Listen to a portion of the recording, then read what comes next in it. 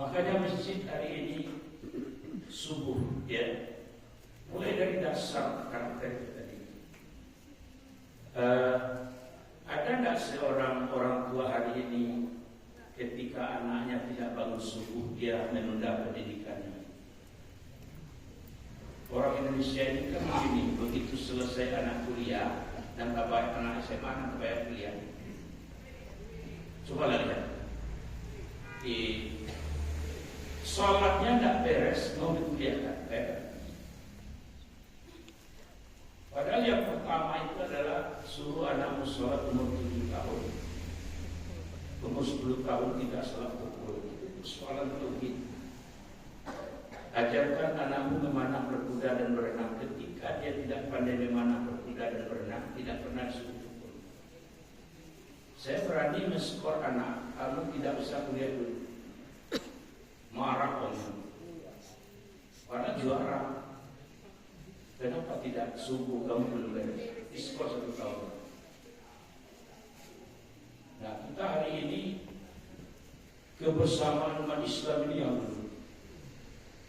Sebab tauhid itu, orang menuju tauhid itu, saya mengibaratkan seperti menuju kota Padang. Ada yang pakai mobil angkot, carry onta-onta, naik pas sama-sama lihat tapi sampai. Ada yang pakai bus, pas sama sampai. Ada yang pakai mobil mewah, pakai sopir, tapi tidak sampai. Apa maksudnya? Kita mudah sekali mengatakan orang sesat, orang sesat. Kemarin saya di depan saya, itu apa itu jemaah? Lalu di masjid, ketinggalan anak bininya, kos segala macam. Nah, ini perlu diluruskan. Itu ada pula yang namanya tarikat itu suruh. Ada juga yang kajiannya mengkaji sekali, mencari dalil ke mana-mana. Tetapi ibadahnya juga nggak beres, sibuk dengan itu. Jadi ada orang kecerdasan emosional agamanya tinggi, ilmunya rendah. Ada orang ilmunya tinggi, emosionalnya rendah. Jadi kesemuanya itu menuju Allah. Ada orang kerjanya tidur saja di masjid, itu keputusan dia. Kenapa? Kalau sudah 60-70 itu Pak, lihat ke belakang. Selama mau dinas sepanjang 25 menit pakai untuk hari. Ini yang mau pensiun mau lalu di masa selesai, itu lebih baik mengejar kekurangan yang lalu. Apa ada orang keluar 3 hari di Sase, justru masih belum seimbang. 1 minggu itu 7 hari loh. Ada orang bulan dengan anak bininya ke Sase. Ada kawan punya bini kuliah ke Australia 2 tahun dah pulang-pulang bininya Sase. Lakinya di hotel lalu seminggu penangkaran dak Sase. Orang keluar 3 hari kecil Sase. Sampai bulan itu dah orang bahasa itu coba. Orang kayu nak khawatir juga. Itu sampai kuliah ke luar negara bertahun-tahun dah laki bini itu nak tiba. Jadi yang itu aktif itu terus dimunculkan. Anak bininya lah, meninggal anak istrinya, itu yang dimunculkan. Ketika dia meraih tauhidnya kepada Allah, bagaimana umat dia berani door to door. Anak itu sampai tahun kuliah Pak, salatnya masih bolong-bolong. Ini udah preman di nyupak 3 hari. Samu yang wajah ayah masuk kanan, nggak dukun-dukun ya kanan. Jadi baik salafi, asalafi juga kita tidak boleh juga. Dia membid'ahkannya itu ke jemaah dia, bukan kepada kita. Kalau kita tidak setuju, undang-undang tidak apa-apa. Cuman kadang di-share. Nah ini menurut dia begini, tidak usah pula dimusuhi. Jadi jangan sampai hari ini ada yang mengusir pengajian seperti GP Ansor itu PKI namanya. Di tempat saya juga ada pengajian salafi, lalu saya ditelepon, Ustaz, atau katanya Ustaz, kok salafi kok mengaji? Tidak usah ada kalian mik keluar. Sebab kalau kita sudah saling usir-mengusir, disitulah orang kafir bertepuk tangan. Jadi kalau ada ini jangan kita mengatakan dosa sejalan itu berbeda-beda. Ada orang menuju Padang itu pakai motor butut, tapi sampai Ada pakai mobil mewah, eksekutif, katakanlah Pajero, nggak sampai. Maaf. Di UIN itu apa yang ada? Profesor tafsir, tasawuf, ulumul Quran, ulumul hadis. Tapi sampai hari ini ketika seorang profesor tafsir masuk waktu salatnya berhenti juga dia perkuliahan Pak. Udah. Ini maaf saya alumni agama. Pak yang mau salat kawin Pak Sudwi saya ulang Pak. Coba salat kawin Anda temuin sama saya. Ini ada apa ya? Hah? Ada di situ semua. Tapi ketika waktu salat masuk, apakah dia menunda perpuluhan dunianya? Tidak bisa katanya. Masih tapatri dia, itu kan sunat. Nah ini. Jadi ada cerdasnya tidak. Saya pakai auto mewah. Tadi malam saya ikut kegiatan 2 hari 2 malam berkumpul pada dari. Sampai hari ini masih mengkaji aku dalilnya yang ini mau ini. Mencari dalil serupa. Aku juga dalil. Ini Pak Buya tahu ini. Diadakan di hotel. Itu tadi malam ini budgetnya berapa ini? Ini satu peserta itu Buya 450.000 2 hari. Mereka itu cuma membawa orang tidur di masjid 3 hari. Nah, coba Anda ke putih waktu kira-kira mana yang benar? Masih mencari dalil, ini dalil ibadahnya gini. Ini dah mau 2. Masih sibuk dengan itu. Kalau nomor 70 mencari dalil itu dan beribadah itu dan tahajud dan itu. Ya dah. Nah, makanya kita subuh ini. Makanya jelas-jelas saja. Kalau ingin melihat umat Islam orang mukmin yang sejati itu lihat di waktu subuh. Kalau ingin melihat orang Muslim, lihat di waktu hari Jumat dan hari raya. Hari raya itu baik salat ataupun tidak di rumah dia datang. Manu dia datang. Kalau ingin melihat yang membedakan antara orang munafik, tanda saja siapa yang tidak datang di waktu subuh. Begitu. Kalau ingin melihat orang fasik itu juga bagian daripada kafir.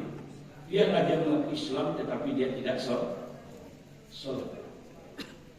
Maka kekuatan yang tertinggi itu subuh. Dia daripada surat Al-Isra itu. Mulai dari ayat awal disebutkan sholat semuanya. Mulai daripada sholat Isya sampai zuhur sampai subuh.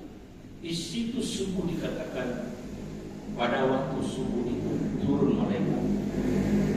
Pada waktu subuh itu turun malaikat, lalu dia naik ke langit. Nanti turun lagi di waktu asar. Nah, ada apa ini? Makanya jika kita ingin melihat kesuksesan anak,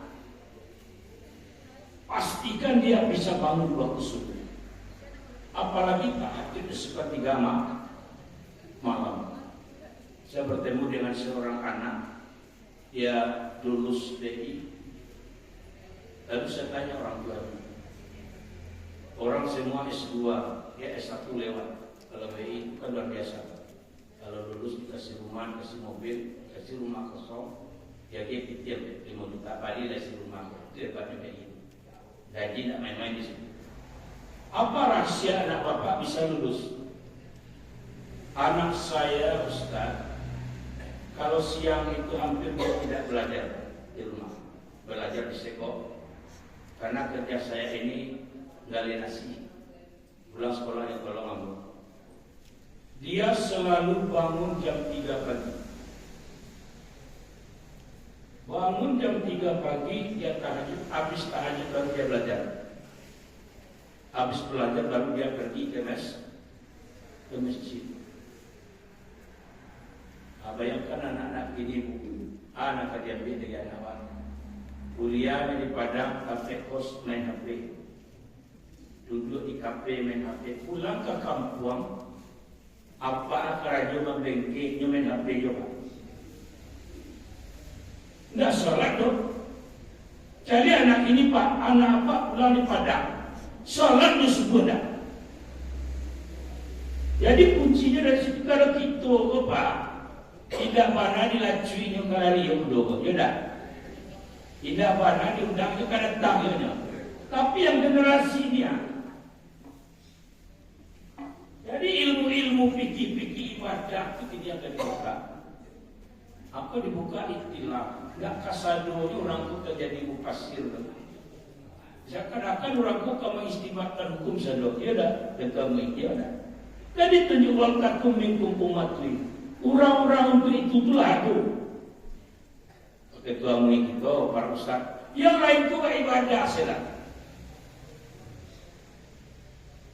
Ibadah sajalah. Ketika kita tidur, kalau tidak diikuti proses bangun tidur kita itu mau tidur itu tidak sunnah, tidak akan bisa bangun tadi. Ketika akan tidur, kita berdoa menghadap ke kanan, miringkan ke kanan. Ya oke lah, kami suami istri Ustaz. Ya suami istri, tapi kan tak kayak itu taruh kerajaan, ya dah. Nah ini. Nah itu. Lalu kita menjelang tidur itu baca Al-Fatihah. Kalau bilang surat-surat yang diistimewakan Al-Quran ada. Ayat kursi adalah berbulu sekalian ayat. Saya tidak tidur sebelum membaca ayat kursi. Membaca subhanallah walhamdulillah wala ilaha illallah wallahu akbar. Jadi ada istimewa orang itu ada istimewa baca Al-Quran saja. Itu jalan menuju surga. Ada dia zikir saja. Itu jalannya menuju surga. Ada keistimewaan antara pikir dengan zikir. Itu organisasi moderat. Tetapi kadang-kadang untuk mengkaji masalah harus pernah mengikuti aspek ketakwaan dalam menangkal bencana. Bahkan itu tsunami pada pematerinya duduklah beberapa orang profesor di situ. Kayak profesor lokalnya. Tapi lazan orang itu tadinya ngecek. Ubah. Hayya sholat. Itu yang tadi tanggapi ketakwaan perspektif Al-Qur'an. Urang azan itu tadinya ngecek Pak. Kira-kira di mana dua persoalan itu? Nah ini, makanya kepada kita, jika kita ingin bertemu dengan Rasul, kontrak hiduplah dalam sunnahnya Rasul. Ya, hidup dalam sunnahnya Rasul. Yang pertama itu diperbaiki dulu hati. Kalau kita ingin bertemu Rasul, kontraknya asyhadu an la ilaha illallah wa asyhadu anna Muhammadar Rasul. Kalau ikut kecil Rasul, ya ini. Kita beribadah tidak sesuai sunnah Rasul, walaupun ada dalil itu tidak wajib. Allah alam, diblender dulu dari neraka. Maka orang yang hidupnya umur 70 sudah 60 tahun, dia harus ketara 70% untuk akhirat, 30% di dunia. Jika dia ingin man akhiru hayatun bi kalimatil la ilaha dakhalul jannah. Bayangkan seorang imam Masjid Madinah itu Pak. Dia bermimpi bertemu dengan baginda Rasul. Kalau mimpi seorang imam Madinah bertemu dengan Rasul, itu mimpinya nyata. Dari 300.000 orang yang meninggal, hanya satu orang yang langsung masuk surga. Berarti satu orang yang cuma mati dengan kalimat la ilaha di padang panjang sampai 300.000 penduduknya Pak. Untuk mencapai itu 30% dunia, 70% akhirat. Lain kalau berapa itu? Makanya kalau sudah umur 60 itu tidak ada lagi. Orang yang cerdas berharta pasti dia panggil pengurus masjid. Pak, kamu punya kedai. Jadi orang-orang Timur Tengah itu kelebihannya itu dari kita. Tidak ada kota impah di Makassar. Tidak ada impah Basijur, tidak ada. Ya kalau umur sudah 60 tahun, punya anak 3, rukuk 6, panggil pengurus masjid. Panggil punya panti, panggil punya yayasan. Pak pengurus, umur sekian. Wana ambo balekan sagadang lembah dia kiamai tidak kapil-kapil jalan. Kemudian anak, papa selama hidup papa berikan satu kedai. untuk masjid muda, apa pagelo untuk panti asuhan. Maka disitulah Islam berkemajuan. Masjid itu sekian tahun ke depan tidak ada pengurus dengan masjid itu tadi, Pak. Aku indah, ya 70 tahun umur anak jadi satu. Punya harap tuh. Dia masih berpikir bagaimana mendapatkan. Oh itu terlalu. Apalagi dah punya anak sempit itu. Kalau mati orang tak punya anak, nasabnya dah ada. Kalau pun ada anak angkat, itu tidak bisa dinasabkan. Anak angkat yang bisa menyelamatkan kita, anak angkat yang soleh, yang betul-betul soleh dengan kesalehannya. Apa? Seorang yang berjihad di jalan Allah, lalu dia mati, maka dia bisa menunjuk 70 orang masuk ke dalam surga. Seorang yang mati masuk surga, dia habis Quran, bisa menunjuk 40 orang masuk surga. Tentu nak kena tunjuk satu apa angkatnya dulu, dia dapat. Tetapi kalau dia anak angkat, tidak bisa. Karena dia bisa nikah dengan kita, dia tak boleh. Jadi kalau ada kawan-kawan keinginan duduk berdua lagi bini, harap tu rasul-rasulnya datang apa masanya, agen separuh. Dan kalau tidak sedikit orang hari ini cara berpikirnya tidak maju. Contoh, tadi kemarin saya dapat rezeki ke Cipratan luar biasa. Jadi ada seorang kawan dulu di DPR, saya bangun sholat itu mau begadang. Tolong bantu pokir kawan di dia kalah beda. InsyaAllah pokir besok membantulah sekitar 3 jutaan PC. Jadi ada persen. Ustaz mau salah itu dia datang ke situ. Nyucali seluruh Pak Bu, mulai dari atuk sampai ke bawah, kamu selesai saja. Dari mana buktinya aja? Kami apa ambo, assalamualaikum kami begitu ambo lah meninggal, tidak apa ambo sholat. Begitu apa ambo meninggal, selain rumah kami saran sama saja, tidak kami bagi ratu itu. Wah hebatnya anak. Karena memang ini lamapan, jadi betul lah penjero yang itu. Tidak ada ambil Arab tu apa tu Pak. Nyusaran satunya langsung ke masa. Ada 20 anak yang bertubuh. Hah? Lihat dong. Woi, panjang-panjang pada bisa-bisa apa tu kredit. Ikut kematian bulu ko jika ada ikut tu masa dulu dah. Lama dia pada dia agenda nak.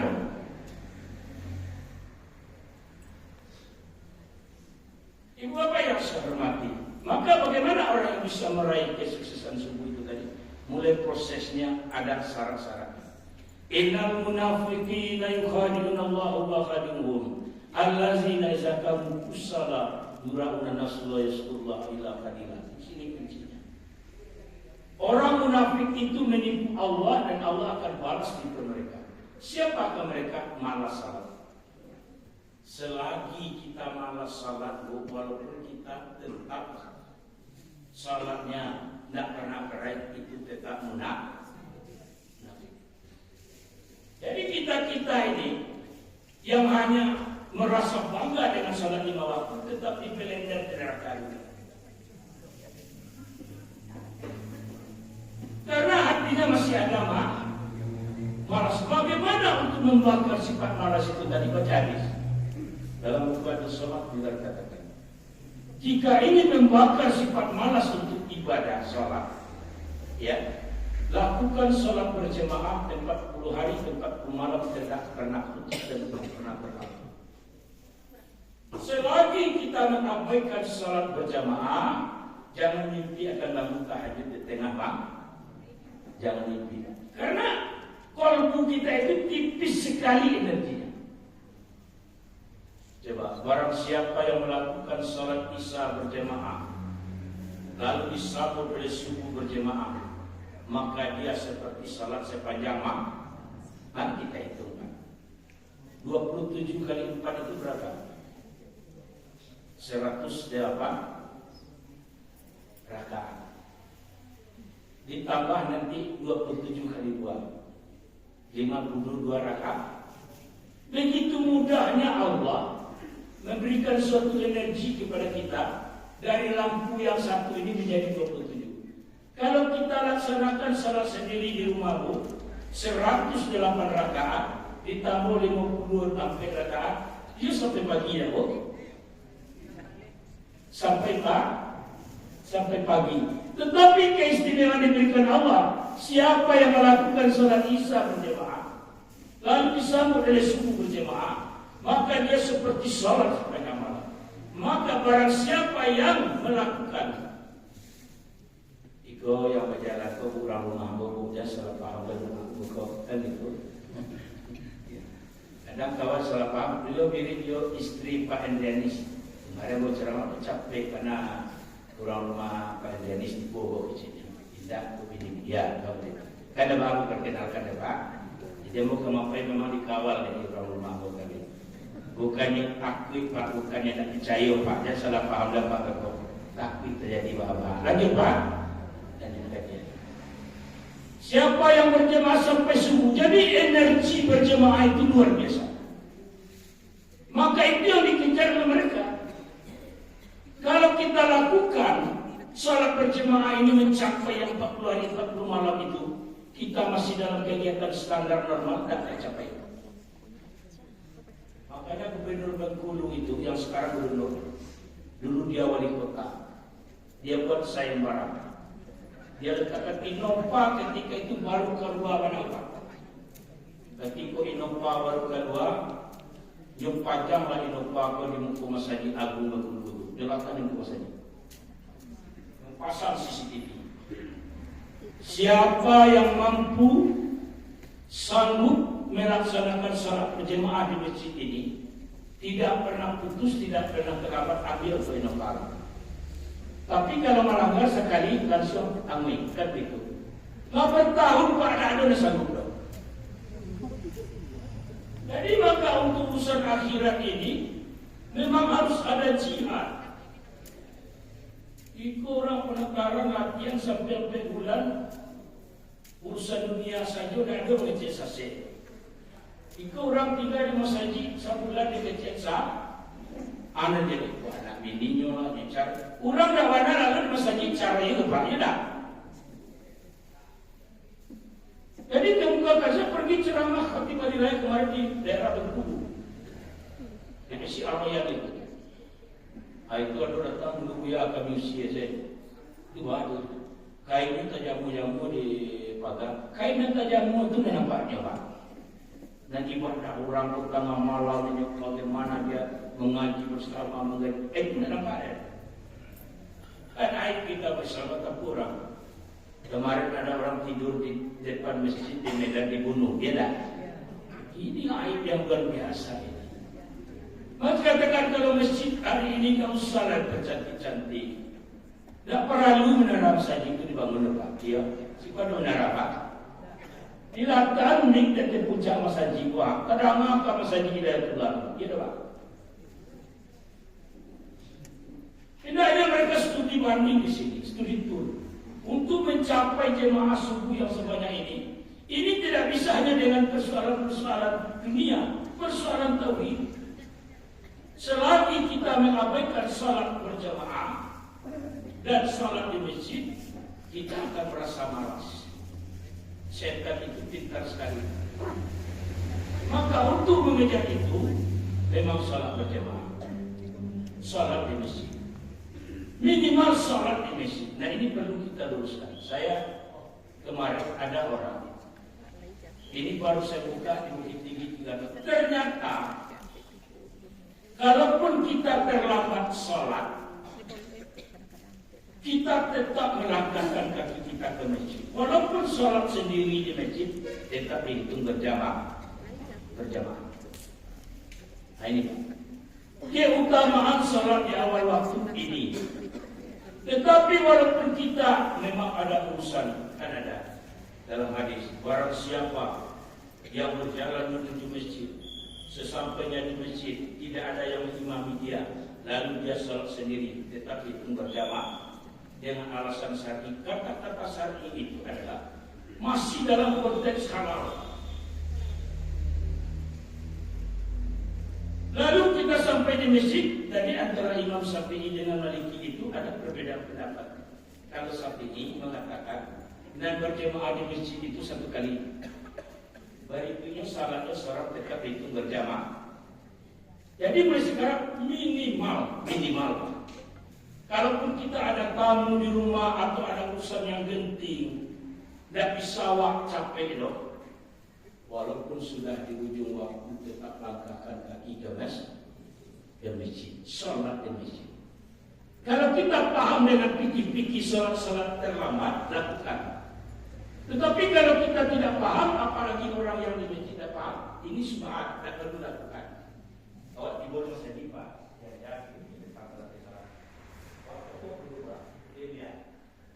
harus ada kesepakatan itu antara yang berilmu dengan yang berilmu.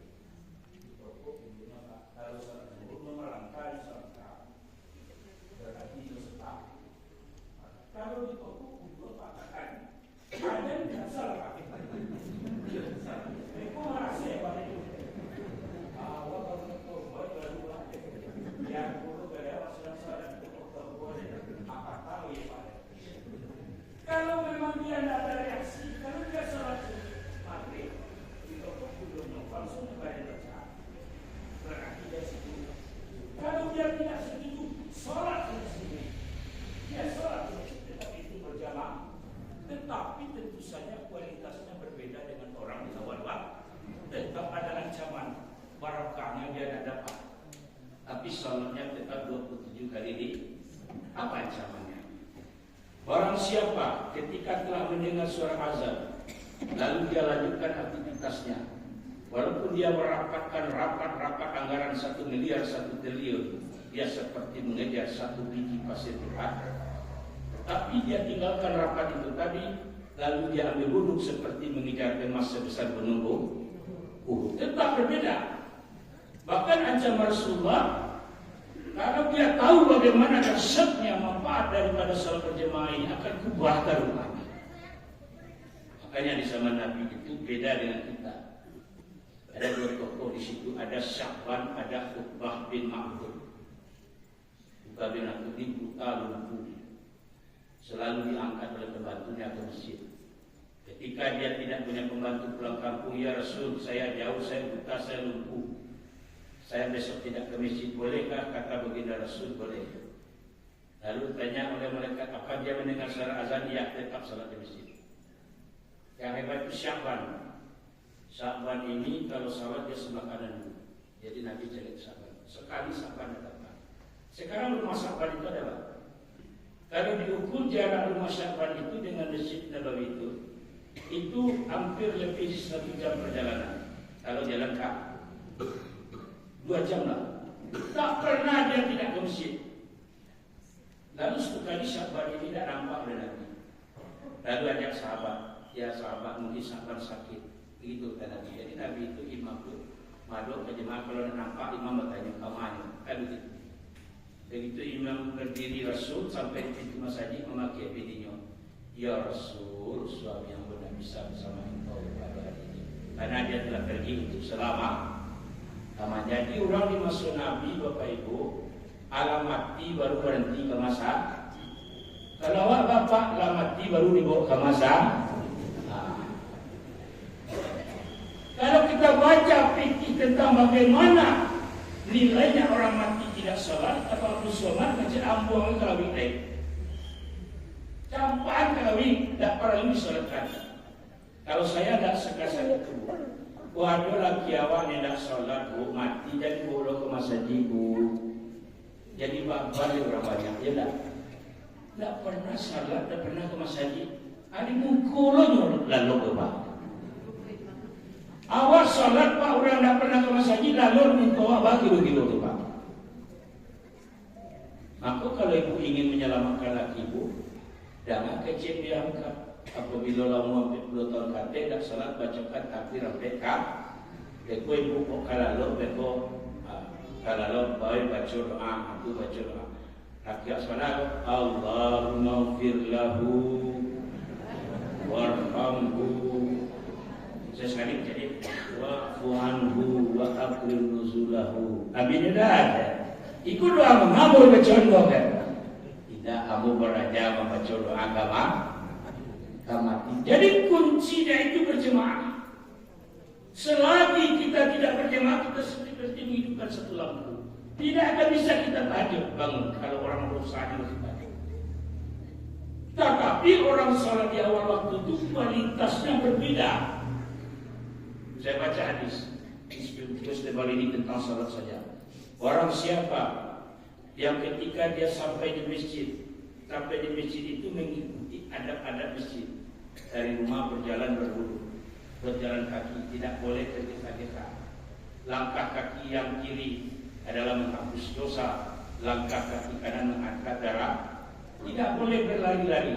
Barang siapa yang berlari-lari menuju masjid karena takut akan terlambat salat, jatuh dia, tersungkur dia, mati dia. Pilih matinya Yahudi Nasrani. Tidak boleh berlari. Walaupun orang akan membaca salam, tidak boleh tergege-gege. Sesampai dari masjid tidak ada imam, salat dia sendiri. Hati-hati, jangan. Orang yang berlari-lari itu kamu heran barangkali membuka kajian itu di pasar Rakan. Hingga ia mendengar kalau lakamat roh di berlari-lari Pak. Allah itu bukan di sini dekat ke urat leher. Karena orang berilmu dia biasa saja berwudu kok. Tetapi tetap berbeda orang yang datang di awal waktu. Barang siapa berjalan menuju masjid dalam keadaan berwudu sampai di masjid dia langkahkan kaki kanan. Allahumma tahli wa abwaka birah. Mati kalau song kaki kiri mundur ke kalian. Sampainya dia di masjid salat sudah dan ke masjid lalu dia duduk. Begitu dia duduk lalu orang azan, maka makhluk Allah di langit memandang dia seperti 3 bintang berkedip. Jadi orang lelah salat tahiyatul masjidnya, lalu orang azan itu letnan jenderal bangkanya. Tapi bintangnya sama bintang itu. Kalau bintang dia kata Allah itu lebih besar daripada bumi. Makanya orang yang salat subuh itu lebih baik daripada dunia dan isi. Orang siapa yang begitu orang suara azan dia berangkat menuju masjid, maka dia dipandang seperti 1 bintang berkedip. Orang siapa yang selesai orang azan dia berjalan menuju masjid, maka dia dipandang seperti 1 bintang tidak berkedip. Kalau dia butuh bintang 1 pensiun membawa kan gitu. Siapakah yang 4 bintang? Semoga ini bukan istimewa tak bisa melogikakan. Nanti dayumil maksar, tatkala ketika bumi ini hancur lebur, trompet yang kedua ditiup, manusia bangkit seperti cendawan tumbuh, lalu manusia terbagi kepada 2-3 kelompok. Kelompok yang pertama langsung masuk surga, mereka tidak bisa. Kelompok yang kedua masuk neraka. Hanya ada 1 kelompok dikumpulkan di bumi mahsyar. Ada 3 kelompok berada pada mimbar kehormatan. Jadi ada imam pun tak sadar langsung syukur itu. Tapi dia standby di bumi mahsyar VIP. Siapa mereka? Yang pertama adalah orang-orang yang selalu memandangkan kalimat azan, muazin. Jadi muazin itu Pak ibarat ulang upacara 17 Agustus itu nada pentas itu Pak eselon 2 eselon 3 katanya. Kalau PNS tetap di bawah ini atau mengada aja katanya. Tapi di Milmasar itu loh 3 orang nanti yang berada pada kehormatan. Yang pertama imam masjid. Imam dia tapi jemaahnya senang dengan dia. Ini ada imam kopak, imam langkok. Ini imam masjid muadu ayam lain imam. Pasal itu orangnya lagi mengkola juga. Manciang orang, alainya satu dulu tukang panciang bapak mau mengecek dalam 100 bikin seorang nasalat ya. Saya lalu kemarin saya pergi ke daerah Payakumbuh menemui kawan. Gironya lama garit ibu jam 2:30 mas tunggu ada orang manciang berdua situ. Gue kalau pakai orang rumah gue Pak, kadang-kadang kebiasaan pakai juga mudu ya bantu bagian gitu. Dan ini masuk ustad ada orang. Dua kursi. Kalau masuk pasar itu 7 orang itu seorang anak selatan. Masa jadi istri. Sampai maghrib dah saudara. Nah, ada ratu-ratu mulai temu ada 70 tahun. Sampai 20 orang. Jadi kecil aku. Kalau ada orang nabi manciang bu, suami ibu, kau mati jadi bawa masa jadi bu. Datang pun supaya beli orang. Ibu semua. Saking kilonya Pak berbalikan 35.000 sekilo seorang. Buang-buang masuk sungai. Beko di Pancian kalau dapat jual 2.000 ya. Nah, di malah anak kene setahu kuyu lah enggak sejadi benar maaf ya. Hobi. Tapi kalau hobi sampai dah sholat Pak kilo-kilo baru. Jadi yang pertama imam masjid yang jemaah senang dengan dia. Ini jati imam. Termasuk keilmuannya. Jadi jemaah aku lagi rektor-rektor. Supaya yang panjang-panjang. Dan di suatu masjid, kan kalau lepas suku imam itu kan spesial. Di masjid di luar kota Tanah salat masjid itu ada lama di masa juga pokoknya. Itu lah Ustaz imam awak pun tunggu panjang ayat dari sini. Lapidar yang menjadi salat. Kalau kecil ada Ustaz, ya kalau ada lilingnya tu, itu boleh. Awak mulai barang. Kilo di bawah mus belum tombak. Tolong kok. Air tanya orang boleh. Ustaznya berapa Al-Qurannya? Kan ikut. Anak masuk aja. Habis itu pengurus itu baru Ustaz Imam mereka. Apa nanti selesai semoga. Nak orang saja itu hati-hati. Beda dengan tamuru. Tamuru itu imamnya sholatnya tempatnya 3. Ada yang 1 juz 1 malam tarawihnya. Ada yang standar seperti kita. Ada yang 30 juz 1 malam Pak kita urus. Pilihlah. Tapi kalau ada pilihan itu yang standar-standar saja. Kan itu. Kecuali ada partai permintaan di tengah malam. Tetapi kalau jemaah berilmu selesai urusan. Misalnya akan di suatu tempat itu ada yang sujud sajadah dan tidak. Ini sudah masuk di suruhan belum kan? Dah, karena suruh telah masuk, ya ini terakhir. Ustaz, kamu ini mendengar ceramah Ustaz subuh. Tapi aku tidak tahu agak kamu. Ini kata dia. Ini harus didudukkan. Kalau memang kita tahu sholat suruh itu lama dan kita tidak sanggup untuk berdiri, jangan Ustaz tidak ke masjid. Sampai di masjid langsung saya duduk tu. Jadi awak sholat duduk itu dah ditunggu awak pingsan dulu, dah kalau agak duduk, bukan seperti itu. Kalau memang kita lagi pusing daripada Rasulullah yang lain, kirana langsung duduk awak sholat. Jadi kalau yang tua ini, kalau memang sujud samping itu dah kalau jangan masjid awak langsung saja kita duduk. Cuma dia dikit salat duduk tarawih menjadi barangnya kalau tanda nemu. Nanti pun salat dia berdua. Kau tidak masuk. Ibu bapak yang saya hormati, jadi untuk meraih kemenangan subuh itu prosesnya panjang. Kalau baca ayat Al-Quran berzikir dan tidur dalam membaca Al-Quran itu sampai bangun nanti bangun kita tahajud. Wa minal laili fatahad. Ya, nanti datang asal biasaka rabbuka maqaman mahmuda. Dagu lalu dan ibu orasien pakaian sholat sunat wudhu dulu, sholat sunat taubat, sholat tahajud 8 rakaat, sholat hajat. Kalau saya hajat saya memang diri saya kepada Allah matikan dengan kalimat la ilaha illallah. Itu saya minta terakhir kalau ditutup dengan witir selesai itu tunggu waktu subuh barangkali itu ke masa. Jadi tidak mudah untuk meraih kemuliaan subuh itu tadi. Memang butuh perjuangan oleh kita tidur dan sampai bangun. Demikian saja, banyak maaf, semoga ada hikmah dari kita.